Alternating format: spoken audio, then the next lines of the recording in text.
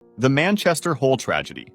In November 2005, 14-year-old Joseph Lister, along with 10 classmates, including his friends Charlie and Amy from his school, his math teacher, and a 17-year-old caver volunteer who knew the cave system well, decided to explore the Nidderdale Caves in North Yorkshire, England. The cave system is famous for its 20 entrances, and the group chose to enter through Manchester Hole, a small opening in the ground that leads to a huge cave. They descended through a hole into a massive chamber, about the size of a football field, with a few inches of water on the floor and a 50-foot-high ceiling hung with stalactites. After passing through, they entered a tunnel and climbed down a muddy path into a second, smaller chamber that still held all 11 students and had shallow water. The tunnel then narrowed sharply, forcing them to crawl on hands and knees for 40 feet through twisting passages. At the bottom, a muddy stream soaked their clothes but led to a small chamber where they could stand again. The math teacher was the last to follow the group. When he reached the small chamber, the guide became very worried because the water level was much higher than usual, something he had never seen before. Even though it was cold and windy outside, there was no forecast of rain. Everyone was standing in freezing water. Their boots were filled with water, and there was hardly any space to move. To make matters worse, the water kept rising, soon reaching above the knees of some students. The guide, confused by the sudden flooding, knew they had to get out quickly, so they decided to retreat. The math teacher went first, followed by the students, one by one, taking the small passage back to the previous chamber. At one point, the teacher and 9 of the students were inside the tunnel when a sudden surge of cold water flooded the chamber. The guide, along with Amy and Joseph, were the last to exit the chamber and enter the tunnel. The tunnel was crowded with students struggling against the rising water. Realizing the danger, the guide, Amy, and Joseph went back to the previous chamber to catch their breath, but the water kept rising and they were nearly submerged. Taking a deep breath, they re-entered the tunnel. This time, the tunnel was clear enough for them to move. The guide led the way, with Amy and Joseph following closely. However, in the previous chamber, the guide pushed Amy out to safety, but Joseph never made it out. The water continued to rise, even in the chamber. The guide tried to go back for Joseph, but the math teacher insisted on taking the other 10 students to safety. Tragically, Joseph drowned in the narrow tunnel, where there was no air. After the incident, the group went to the surface to alert emergency personnel, and they emerged under a blue sky with strong winds but not a single drop of rain. It was later revealed that strong winds had blown water out of the nearby Scar House Reservoir that day. Thousands of gallons of water were forced into the river below, causing it to rise 4 feet in just 1 hour. This surge of water drained directly into the cave system. Normally, water slowly trickles through and seeps into the groundwater, but that day the huge volume overwhelmed the cave's ability to drain, triggering flash flooding throughout the system in just a few minutes. Cave rescuers arrived within 20 minutes after being called. By then, the water had already receded to below their knees. They found the lifeless body of Joseph Lister in the narrow tunnel before the final chamber.